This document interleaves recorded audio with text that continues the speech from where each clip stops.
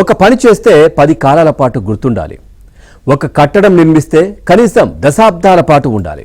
ఒక రోడ్డు వేసినా, పార్కు నిర్మించినా జనం మదిలో చిరస్థాయిగా నిలిచిపోవాలి. సాగర నగరం విశాఖలో మాత్రం పరిస్థితులు అందుకు భిన్నంగా కనిపిస్తా ఉన్నాయి. ఇక చేసిన పనే మళ్లీ చేస్తూ, వేసిన రోడ్డే మళ్లీ వేస్తూ ప్రజాధనాన్ని వృధా చేస్తున్నారు.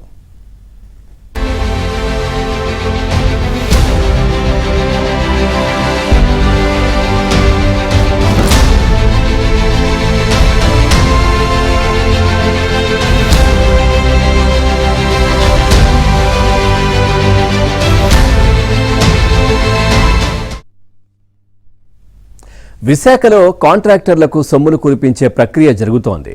కొత్తదనం పేరుతో చేసిన పనే మళ్లీ చేస్తున్నారు. ప్రతి 3 నెలలకోసారి అదే పని చేస్తూ కనిపిస్తున్నారు. బీచ్ రోడ్లో అయితే ఈ సీన్ కొట్టొచ్చినట్లు కనిపిస్తోంది.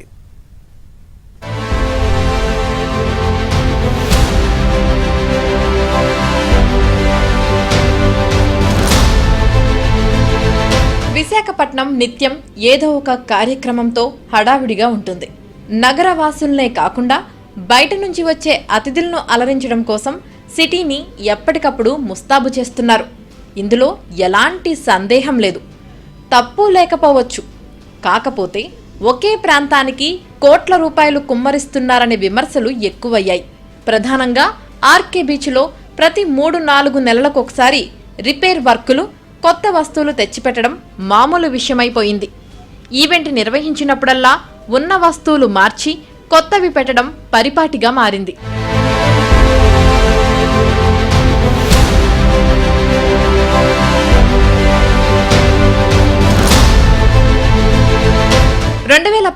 నుంచి 24 మధ్య వైసీపీ హయాంలో విశాఖ బీచ్ రోడ్లో అనేక హంగులు చేశారు.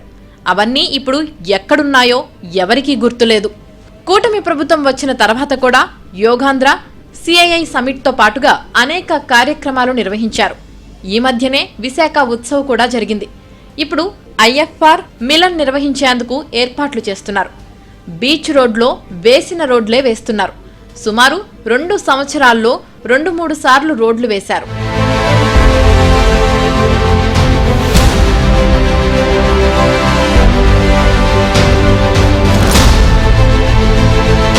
ప్రతిసారి మొక్కలు నాటుతారు.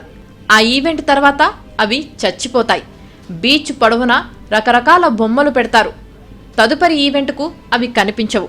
ఫుట్పాత్లు, సిట్టింగ్ ఏరియాల్లో ప్రతిసారి రిపేర్లు, మార్పుల పేరుతో కోట్ల రూపాయలు కుమ్మరిస్తున్నారు. క్వాలిటీ లేని రైలింగ్లు వేయడంతో అవి ఇప్పటికే తుప్పు పట్టిపోయాయి. పాతబడిపోయిన ఫుట్పాత్ తీసి మళ్లీ కొత్తవి వేయడం, మళ్లీ అక్కడే రంగులు పూయడం లాంటి చర్యలతో కాంట్రాక్టర్లను పోషిస్తున్నారని జనం ఆగ్రహం చెందుతున్నారు.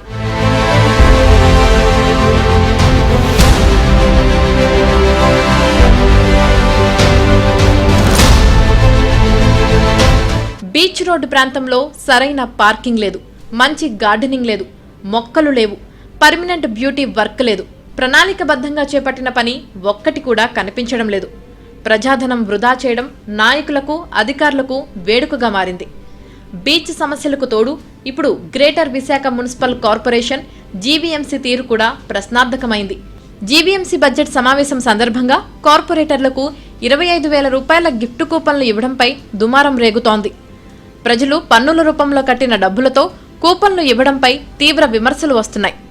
బడ్జెట్ సమావేశం సందర్భంగా కార్పొరేటర్లు జీవీఎంసీ ఉన్నతాధికారులకు ప్రతి ఏటా బహుమతులు అందజేస్తున్నారు. ఈ ఏడాది కూడా 25,000 రూపాయల విలువైన కూపన్లు పంపిణీ చేశారు.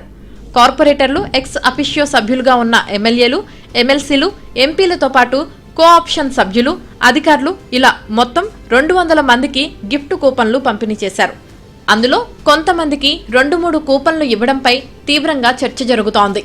అయితే జీవీఎంసీలో TDP, Janasena, BJP, YCP, CPM, సిపిఐకి చెందిన పలు పార్టీల కార్పొరేటర్లు ఉన్నారు. అందులో కేవలం Janasena corporator Murthy Yadav, CPM corporator Gangarao మాత్రమే గిఫ్ట్ కూపన్లు తిరస్కరించామని అధికారికంగా ప్రకటించారు. జీవీఎంసీ అనేది నిర్దిష్టంగా దీని మీద ఒక ప్రణాళిక బద్ధంగా దాన్ని తెచ్చే మొక్కలు అనేది బీచి గాలికి బీచికి సంబంధించి తట్టుకునే విధంగా ఉన్న మొక్కలు అనేవి తెచ్చి శాశ్వత పరిష్కారం అనేది చూడాలి, శాశ్వతంగా మొక్కలు ఉండేటట్టు చూడాలి.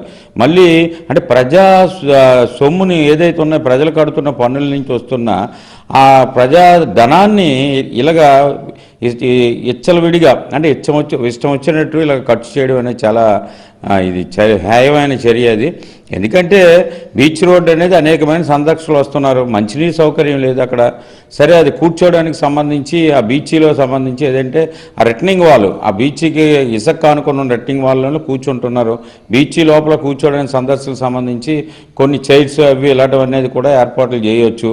రెండోది పార్కింగ్, అక్కడ పార్కింగ్ సంబంధించి మధ్య రోడ్లో పార్కింగ్ ఇచ్చారు. అది ఎప్పుడు ఏ ప్రమాదం జరుగుతూ ఉన్న రోడ్డే కుదించేశారు.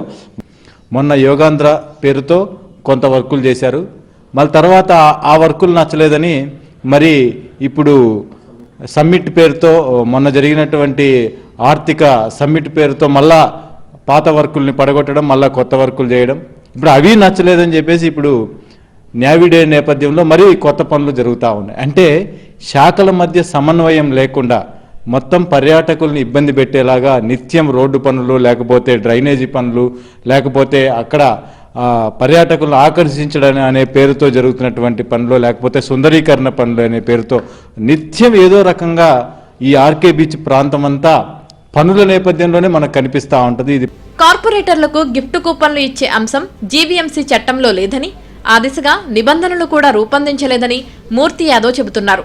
జీవీఎంసీ అధికారులు ప్రజాధనాన్ని వృధా చేయడంపై లోకాయుక్తకు ఫిర్యాదు చేస్తానని ఆయన హెచ్చరిస్తున్నారు. 5 ఏళ్లుగా కూపన్లు తీసుకున్న వారి నుంచి డబ్బులు వసూలు చేసి జీవీఎంసీకి జమ చేయిస్తామని అంటున్నారు. కోట్లాది రూపాయల ఆస్తులున్న వాళ్ళు సైతం గిఫ్ట్ కూపన్లు తీసుకోవడం ఏమిటని మూర్తి యాదవ్ ప్రశ్నిస్తున్నారు. తమ దారిలో నడుస్తూ మిగిలిన సభ్యులు కూడా గిఫ్ట్ కూపన్లు వెనక్కి ఇవ్వాలని గంగారావు కోరుతున్నారు. ప్రజలు కష్టపడి సంపాదించి పనులు కడుతున్నటువంటి దాన్ని అసలు పూర్తిగా ఇవన్నీ కూడా పూర్తిగా నిలిపేయాలి. మంచి ప్రజలు కాబట్టి ఆ పన్నుల రూపంలో కడుతున్న డబ్బుల్ని దుర్వినియోగం చేయకూడదు. విహారయాత్రల పేరుతో, అజ్ఞానయాత్రల పేరుతో డబ్బుల్ని దుమారా చేయకూడదు. మేము కస్టోడియన్గా ఉండాల్సినటువంటి ప్రజలకి, విశాఖ నగర ప్రజలు మా పైన పెట్టినటువంటి బాధ్యత, మమ్మల్ని కౌన్సిల్ పంపించినటువంటి కౌన్సిల్ సభ్యులుగా మేము నగర అభివృద్ధి కోసం, వార్డు అభివృద్ధి కోసం మేము పాటుపడాలి తప్ప ఆ యొక్క ప్రజాధనాన్ని దుర్వినియోగం చేయకూడదని చెప్పి భావిస్తున్నాం. అంటే జనసేన వాళ్ళని కోరాం, బీజేపీ వాళ్ళని కోరాం, అలాగే వైసీపీ వాళ్ళని కూడా కోరాం. వాళ్ళనే కాదు, ఎమ్మెల్యేలు, ఎంపీలు, ఎమ్మెల్సీలు కూడా తీసుకున్నారు. నేను అనేది వాళ్ళు పేదవాళ్ళ, కోట్లు సంపద ఉందండి వాళ్ళ దగ్గర. మరి వాళ్ళు ఎందుకు తీసుకున్నారు నేను అడుగుతున్నాను. ఇంకొక విచిత్రం ఏంటంటే ఒక కార్పొరేటర్కి 5 కూపన్లు ఇచ్చారు మాకు ఒక్కొక్కరికి, కానీ మేయర్ గారికి 25 తీసుకున్నారంట. ఏమిటో మరి అందులో న్యాయం. మరి డిప్యూటీ మేయర్కి ఇంకా ఎక్కువ, వానికంటే ఇంకొంచెం. అలాగే స్టాండింగ్ కమిటీ వాళ్ళకి 10 కూపన్లు అంట. ఇంకా కొంతమందికి 15, 20 ఎవరికి దోసినట్టు వాళ్ళు పనిచేసుకున్నారే. విశాఖపట్నం మున్సిపల్ కార్పొరేషన్ ప్రజల డబ్బుని అలా ఎలా విచ్చలవిడిగా చేస్తారని నేను అడుగుతున్నాను. ఇప్పటికైనా జీవీఎంసీ అధికారులు గిఫ్ట్ కూపన్లు, అధ్యయన యాత్రల పేరుతో ప్రజాధనం వృధా చేయకుండా ప్రజలకు ఉపయోగపడే పనులు చేపట్టాలని అందరూ కోరుతున్నారు.